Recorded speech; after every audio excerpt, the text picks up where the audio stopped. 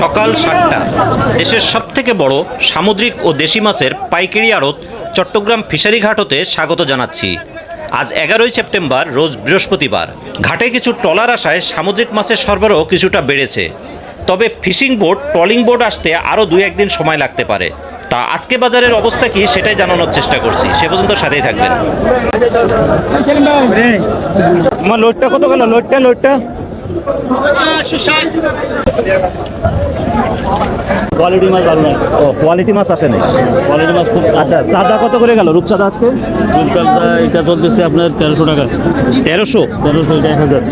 আর এই ফুটপোয়া আপনার এই পাইকারি বেচতেছি আপনার ৫৫০ টাকা। লাল কোরাল? লাল কোরাল ৮৫০। আচ্ছা, কি টাইগার চিংড়ি নাকি? কত করে? ৪০০ টাকা কেজি। কত করে লাল পোয়া? ৩৫০। আর এই কালো চান্দা? ৩৫০। এটাও ৩৫০। চুরি মাছ বিক্রি করতে ৩৫০।350। বোট আসবে তো 3.5 দিলাম। ৩-৪ দিন। এই কদিন চলবে কিভাবে এগুলো? আচ্ছা, ধন্যবাদ।